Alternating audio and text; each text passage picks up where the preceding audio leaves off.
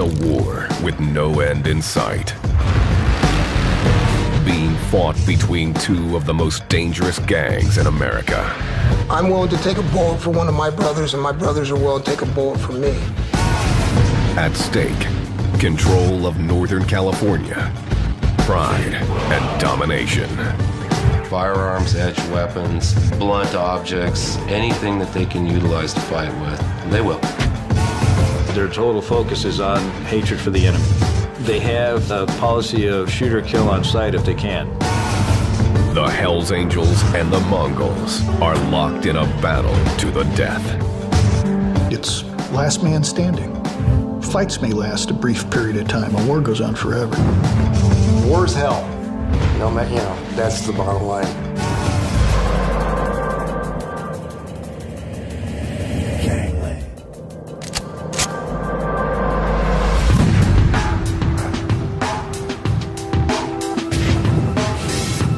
San Francisco, California. The city by the bay was the site of the counterculture revolution of the 60s and is home to the Golden Gate Bridge. San Francisco is known for its kind of rough and tumble Barbary Coast past, and there's still a lot of that wildness, but it's also a big tourist city. Today, this ever-changing city has become something else. San Francisco is the latest front in a long-running battle between two of the most brutal outlaw biker gangs in the world. The willingness of each gang, the Hells Angels and the Mongols, to use violence for control is one of the things that characterizes those gangs as criminal street gangs. There's only one goal in this war. Kill each other. However often they can get the chance. Doesn't matter where it is. Doesn't matter if it's at Disneyland in the middle of summer with school out and 50 or 60 busloads of kids there. When they happen to run into each other at a roadside rest area or a restaurant or a bar, it's like mixing oil and water. The fights are erupting not just in San Francisco, but across California. The Hells Angels control the northern part of the state, the Mongols the southern region. But neither is satisfied with the imposed limits. Traditionally, San Francisco has been Hells Angel country. I mean, this is their turf. And once the Mongols come up from down south and they come in here, it's a slap in the face to the Hells Angels. The result is a mounting list of casualties. Jorge Gil Blanco is a gang expert with Western States Information Network.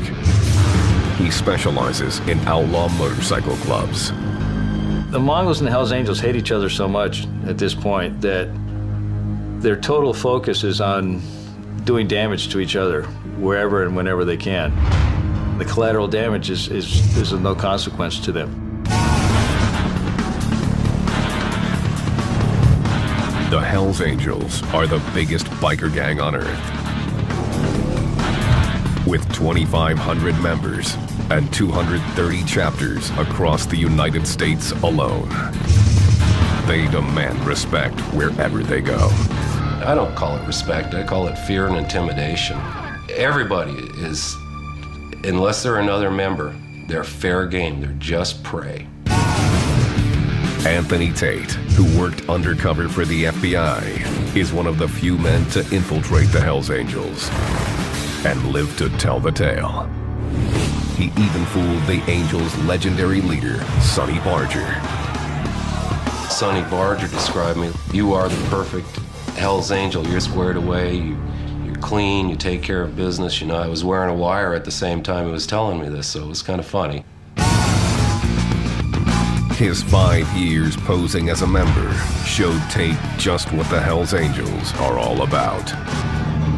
Stolen vehicles, stolen firearms, narcotics distribution, narcotics manufacturing, extortions of every kind you can imagine. If you can name a crime, they've got their fingerprint on it somewhere.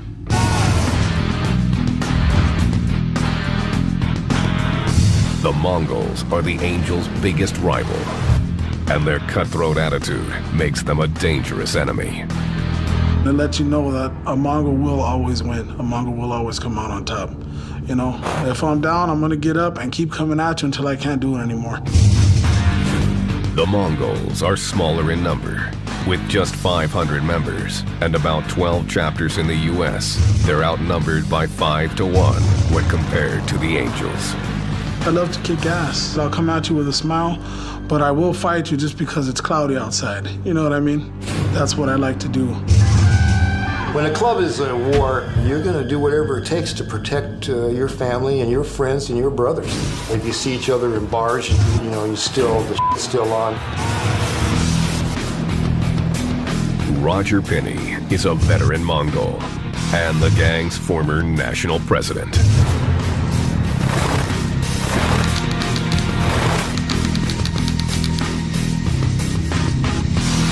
To be honest, I mean, it is an ego boost. I mean, you know, because usually anywhere you go now, I mean, they know who you are.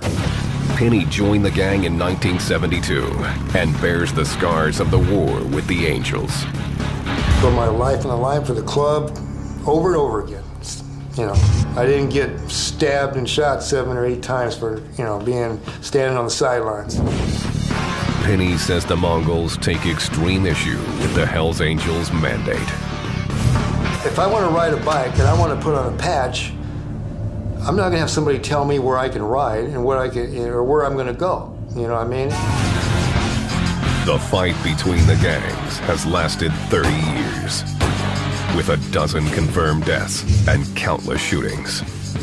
We're at war. I mean, basically, everybody knows that, and that's what's going to happen. But when you're at war, that's just the price you pay. September 2nd, 2008. The Dirty Thieves Bar in San Francisco's Mission District. An unknown Mongol entered the bar wearing his colors.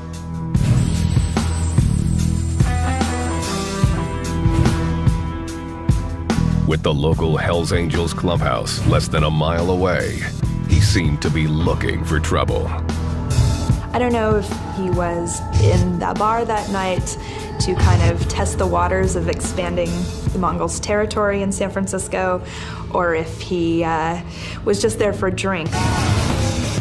10:30 p.m. A group of Hells Angels arrived to take care of business. Taking care of business, it could be anything from killing somebody and burying them, or, you know, killing somebody and dumping their body. Mark Papa Guardado, the Angels' San Francisco chapter president, was among them. Papa had a reputation for brutality, and he wasn't about to put up with an enemy in the heart of Hells Angels territory. There was some sort of conflict between him and Mark Guardado, and they went out into the street. They had a little bit of a wrestling match. The Mongols stabbed Guardado 4 times, then pulled out a gun. Witnesses said that they saw the fight, they saw them kind of grapple. Suddenly, shots rang out. Mark Guardado was hit in the head and chest. He fell face down in the street. Witnesses were stunned as the Mongol fled the scene of the crime on his motorcycle. The fact that he rode off on a motorcycle definitely raised some suspicions that there might be a biker war brewing. The Angels' code demanded that they seek revenge. Everyone on both sides and the city itself knew what was coming. They're going to do whatever they want. It doesn't matter what society says or the law says. They got their rules. Nothing else matters. But once that first punch, or that first kick, or that first bullet goes flying, it's too late for talking. San Francisco. Residents call it simply the city. Tourists who flock here to see the Golden Gate Bridge, cable cars, and Chinatown call it Frisco. It's also the front line of a brutal gang war between the Hells Angels and the Mongols Motorcycle Club. They hate each other, they won't do business with each other, they'll kill each other when they can. The two gangs are sworn enemies, but each started peacefully right here in California. They originally started, most of the clubs started as just to ride, to have the freedom of riding. The Hells Angels were founded in 1948 in San Bernardino, 400 miles south of San Francisco. The San Francisco chapter was formed 6 years later in 1954. Over the next 2 decades, the Hells Angels would build themselves into the most powerful motorcycle gang in the world. The Hells Angels view the world as kind of a them versus us proposition. You and I are citizens. We're not members of the Hells Angels. As such, we're some kind of lesser life form. In the 1960s, the Hells Angels set up chapters across the United States and had no trouble finding recruits. There is a big attraction there. There's the drug attraction, there's the violence, there's the women, and it's pretty much the attitude that we can do whatever we want, whenever we want, and get away with it. And nobody can stop us. The Angels were a force, making money by dealing drugs and defending their turf by any means necessary. But they would soon be challenged. In the 1970s, the Mongols Motorcycle Club roared to life in Montebello, California, taking its name from Genghis Khan's ancient warriors.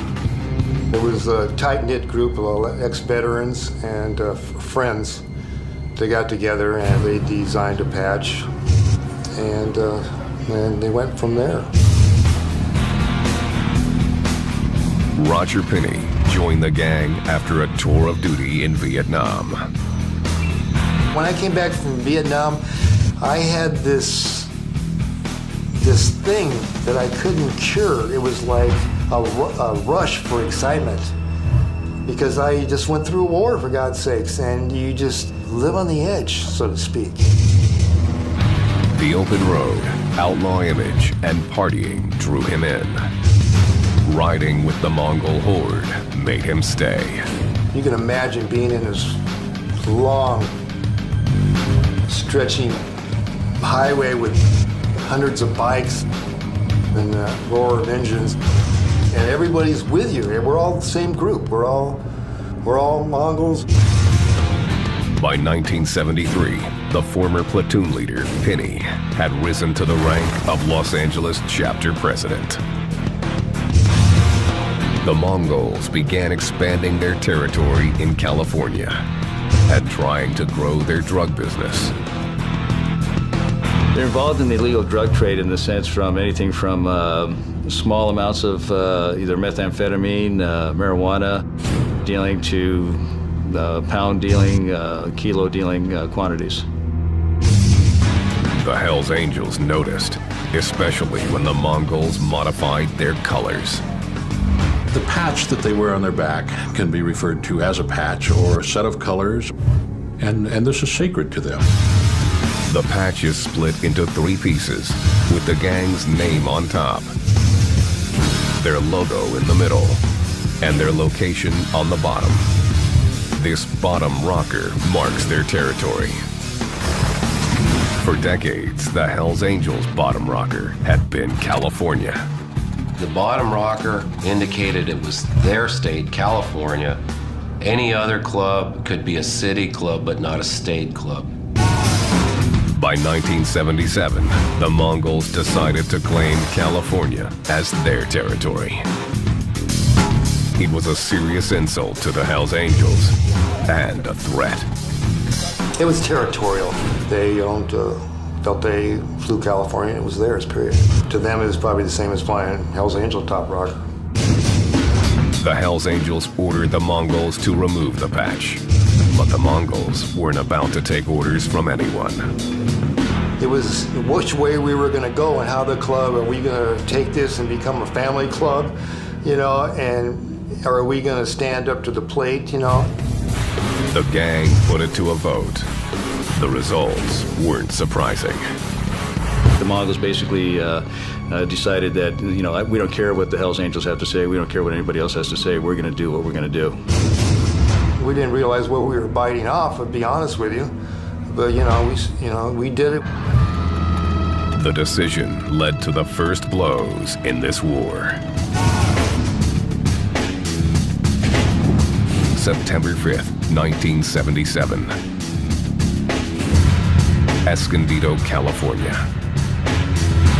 Two Mongols members, Raymond Jingle Smith and Emerson Redbeard Morris, were headed home with their girlfriends in tow. The trip would put them on the Hells Angels' radar, and everyone knew tensions were high. Redbeards and Jingle asked, should we fly back, brother? Two San Diego Hells Angels driving in a car came up behind the Mongols, pulled out machine guns, and opened fire.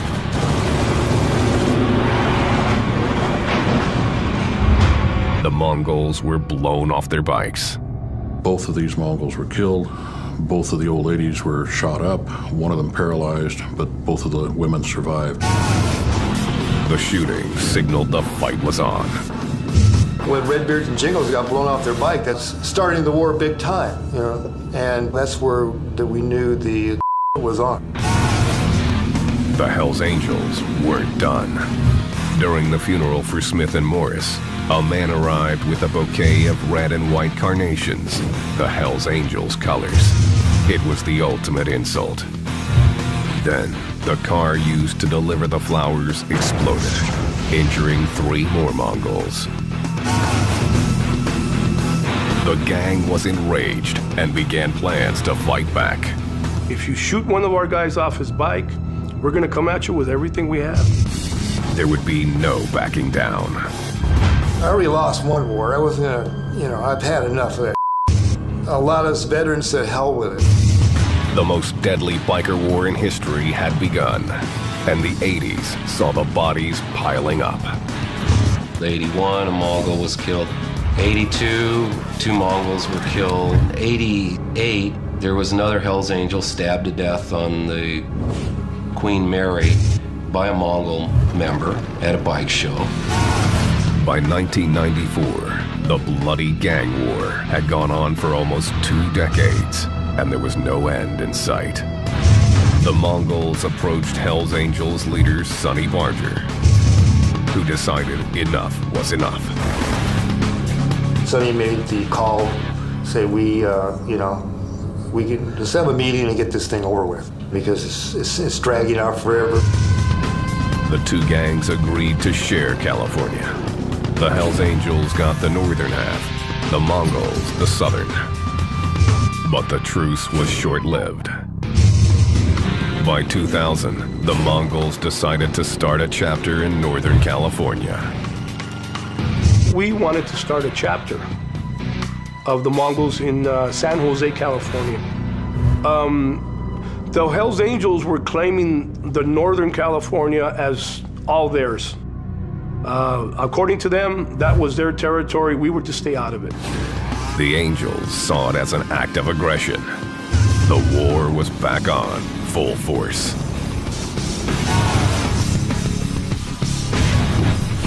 April 27th, 2002.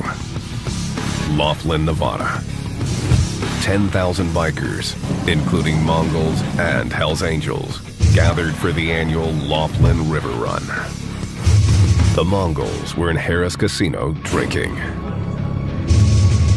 2 a.m. Roger Pinney was at the bar when some Hells Angels started heading their way.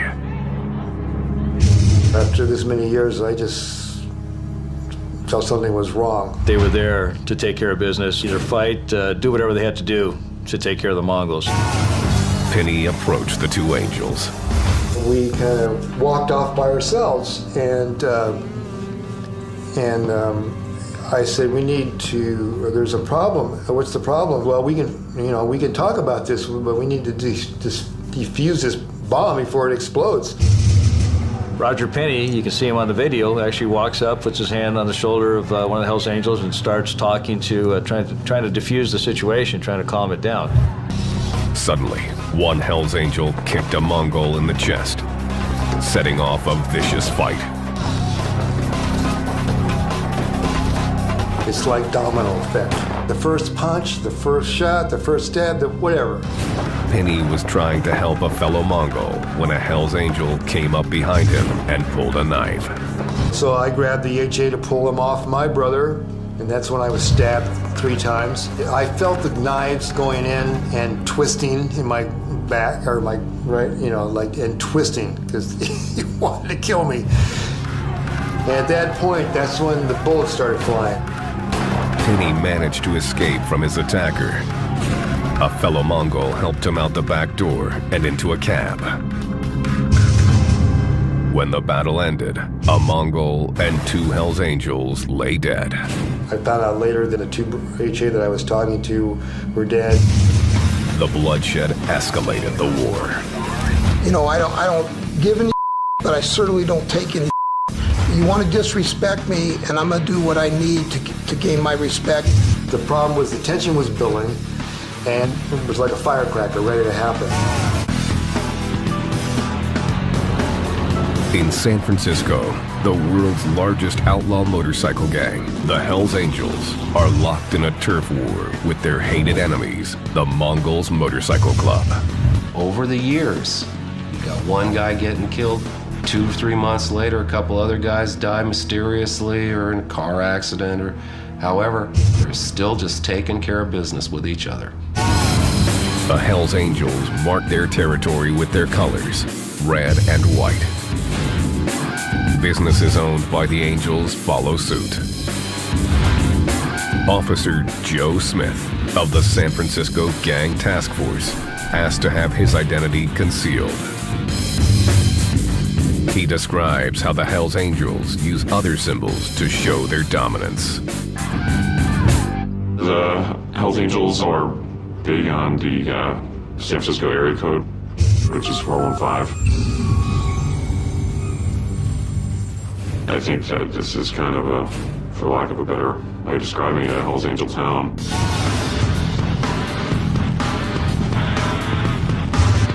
Anthony Tate, who worked undercover for the FBI, spent 5 years posing as a Hells Angel. I never had to kill anyone. I beat up a number of different people, but that was just part of everyday business. He's experienced the seductive power of the outlaw image. You get on a motorcycle and you do know that you have a power. When you rack it up and those pipes rack as you're going by a couple of good-looking girls, just turn their head and look. Tate was a valued member of the Hells Angels.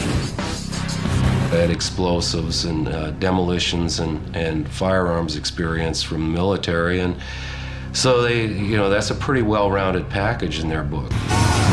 Tate eventually became the gang's sergeant of arms, responsible for enforcing their will. Sergeant of arms does exactly that. You tune up the person that needed to be tuned up. It's just the way it is. And hopefully that person survives through that conversation. The Mongols operate the same way. I'm what they call a club enforcer. When there's people out there who don't really agree with what has to be taken care of, I make sure that they agree with it. I don't take no for an answer. The gangs reserve their most violent acts for each other. But collateral damage is acceptable. The war between the 2 gangs, the Mongols and the Angels, you're there, you're standing 100 feet away, and a bullet just happens to come along and smack you right in the forehead. You're dead. Doesn't matter if you were standing right in the middle. Society does not matter to them. The Hells Angels show their power in a very public way. It's very commonplace to see members carrying large knives on their hips open and exposed so they can't be arrested for concealing a weapon. Whips are pretty big, used to crack motorists that annoy you when you're riding your bike, break a rear mirror off, or etc. They also have a specific way to show their hatred of the Mongols. Occasionally you see acronyms such as AMMD, which allegedly means all Mongols must die. While these two gangs are willing to kill one another, there is one thing they will not do: violate the outlaw biker code. I'd never testify against anybody, and that's just the biker way. But the one thing that you do not do in the biker world is rat. That's the way it is. The battle for California continues. Eureka, 275 miles north of San Francisco. November 7th, 2008. Hell's Angel Robert Thompson was fresh from prison after being acquitted of the murder of 2 young girls. He went to a local bar just before midnight. My understanding is that he was there to basically show the colors, try to make some inroads in Eureka for the Hells Angels, because it was kind of uncharted territory. There's nobody that really controls that particular area at this point. A group of Mongols ambushed Thompson, shooting him and leaving him for dead. He barely lived. When the suspects were taken into custody, their tattoos told the story. We have a kind of a mantra that's respect few, fear none. The respect few, fear none tattoo is worn only by Mongols who've committed violence against the Hells Angels. Mongols flaunt their ink like war paint. Well, the MFFM that I have right here on my chin, it's Mongols forever, forever Mongols. Well, when I first started, I got these on my face, and a lot of people were looking at me and saying, hey, well, what do you got that genie for, you know? So I put the Mongols over so that they know. I'm proud of my club, so I want everybody to know about it. The Mongols reward their toughest members with their highest honor. The Black Heart is given out to a brother that was wounded in the line of duty, basically, or trying to help somebody, or whatever the case. Roger Pinney has 4 Black Hearts. He earned 1 for his involvement in the 2002 riot in Harrah's Casino in Laughlin, Nevada. It's kind of rough to talk about because, I saw a lot of people hurt for no reason, But I stood up, I did my thing. Following the casino battle, the Mongols adopted a new tactic in their war against the Hells Angels. They began recruiting new members from a brutal Hispanic gang known as Sureños. These new members had a vicious reputation. If they're dealing with Sureños and they get loyalty from that club, then I guarantee that they're definitely going after somebody. They're definitely going to use them for a violent act. The new recruiting push wasn't supported by all of the Mongols. They were bringing into the club their old ways, their gang member ways, and they were dealing drugs. They've taken a lot of people in without doing a good background. They've taken a lot of these wannabes that didn't even have motorcycles into their clubs, just so they could get their volume up and their numbers up. The decision made the Mongols stronger. It also made the gang more volatile and dangerous. The Mongols are more of a loose cannon than the Hells Angels would be. The younger guys are the ones that are probably going to be quicker to react. We were a different club after Laughlin. We were a lot harder. We had to be. So when it came down, we were much more prepared, shall we say.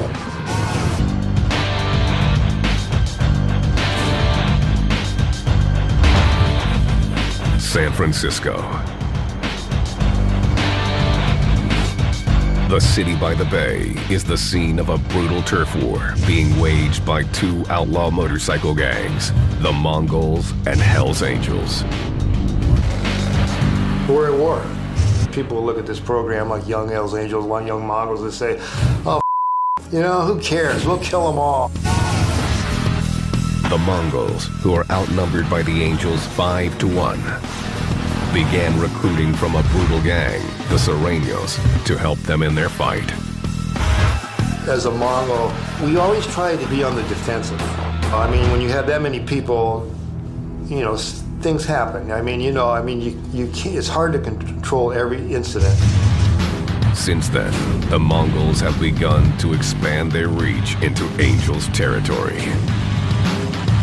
The minute the Mongols come into San Francisco, they'll be detected because the communication system is very good in San Francisco, and if they're floating through, they're definitely where they're not supposed to be.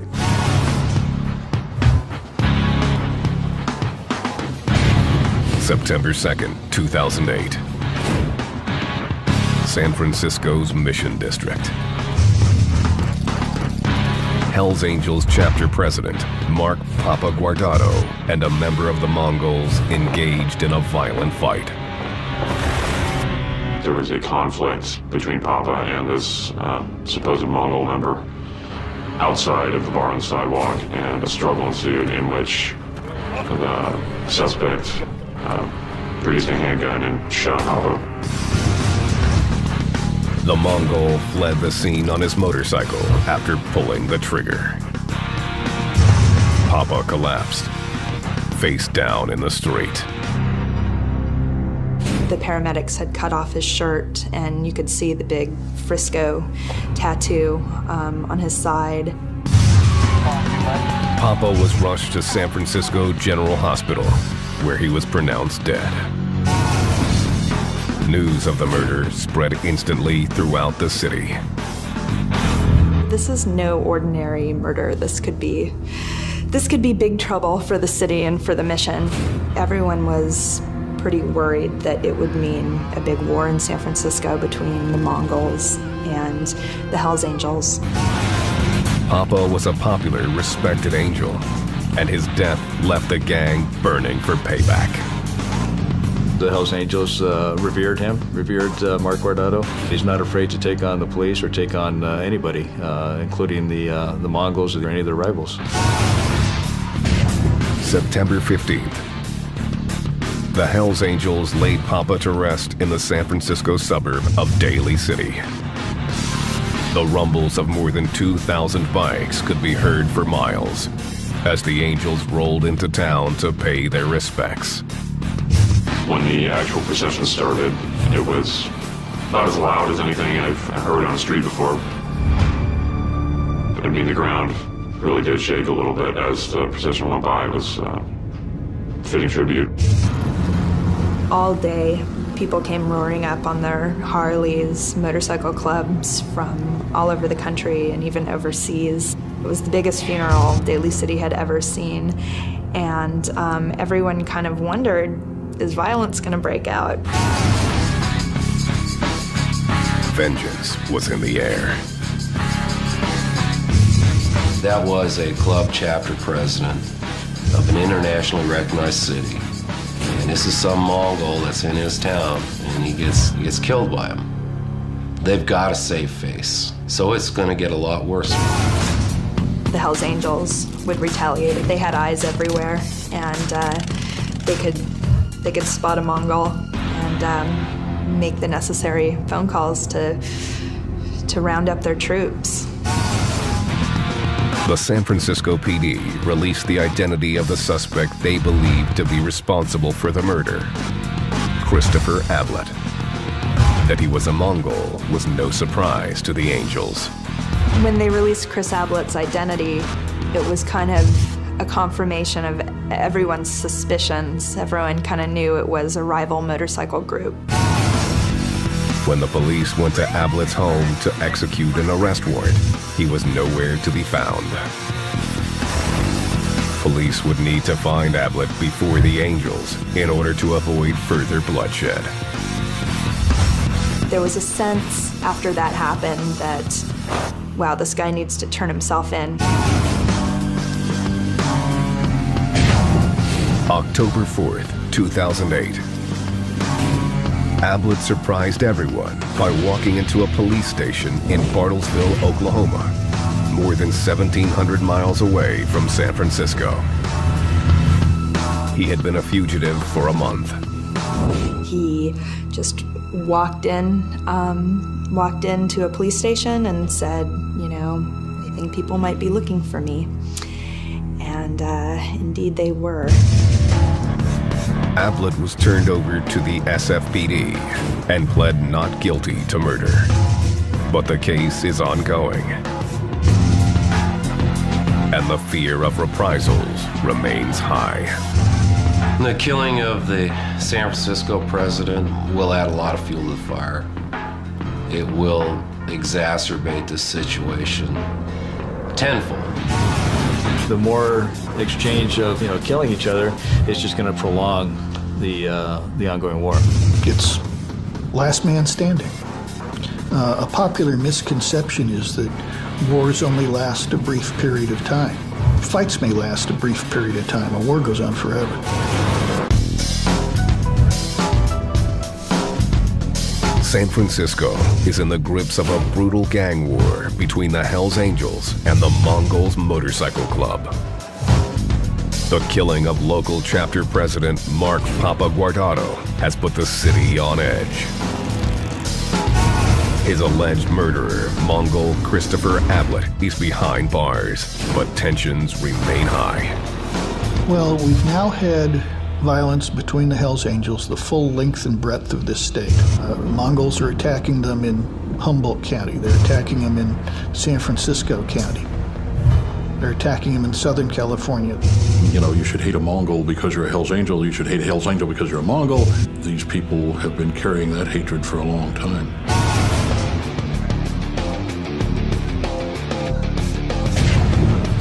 December 20th, 2008. Las Vegas, Nevada. The Special Memory Wedding Chapel. Members of the Mongols and Hells Angels unexpectedly ran into one another. One of the prospects from the Hells Angels was getting married. So you had numerous members of the Hells Angels present. And you have the wedding that's scheduled right after it, perchance, is a Mongol. The Hells Angels and the Mongols spotted each other, and a fight immediately erupted. The end result is 2 Mongols are stabbed and beat, and one of the other Mongols is severely beaten. The Las Vegas police are still investigating, but say the battle shows that the Mongols and the Hells Angels are willing to go to war anytime, anywhere. As the two clubs come into more direct, more frequent contact, there's certain to be more violence. Anytime there's violence, there's a risk for innocent civilians being killed. And I expect that's what's going to happen. Adding to this war is the presence of the ultra-violent Sureños gang members who joined the Mongols. These new recruits are known for their brutal acts against rival gangs. The Mongols wanted to recruit the street gangsters to increase the numbers, knowing that the street gangsters are not afraid to commit acts of violence. The vicious tendencies of the Mongols' new members could escalate the war with the Angels even further. If they work with another gang, I'm sure they got also ulterior motives to be working with that gang. And if they're tied up with the Mongols, I guarantee they will do any violent act necessary to achieve their goals. The potential for serious violence has drawn major attention from law enforcement. So far, the Mongols have felt the heat much more severely. In 2008, the Bureau of Alcohol, Tobacco, and Firearms arrested 61 Mongols and charged them with methamphetamine distribution and assaults on rival gang members. The raid revealed a 3-year-long undercover racketeering investigation. several other Mongols were arrested here in California and Nevada. Large amount of cash was seized, weapons were seized, over 50 motorcycles seized. The news only got worse for the Mongols when a federal judge granted an injunction against the gang. If a member of the Mongols wears his patch in public, law enforcement are allowed to seize his vest. It's a major blow to this fierce motorcycle club. We're going to kill ourselves off. We're going to kill the clubs off. Right now, they got indictments. The Mongols can't fly their patches. Well, you don't think that's going to stop with us? If they get this through, they're going to go against all the clubs, and we're going to wind up destroying everything. That's a big thing because the colors is what they live for. That's their identity. That's who they are. And they're not going to be so intimidating walking around with a Mongol's belt buckle as opposed to a Mongol's patch. The authorities are also targeting the Angels. Anthony Tate left his FBI undercover assignment inside the gang and has testified against them. One of the things I believe in is a swift and speedy justice. It really frustrated me that these guys that had committed all these murders and done all these terrible things were not in prison. They were just out doing their thing, hadn't been caught yet. Tate's testimony against high-level Hells Angels members set off a barrage of indictments. The evidence that we had taken, hundreds of firearms, pounds and pounds of narcotics, pounds and pounds of explosives from members all over the United States. The situation has been a major blow to the Angels.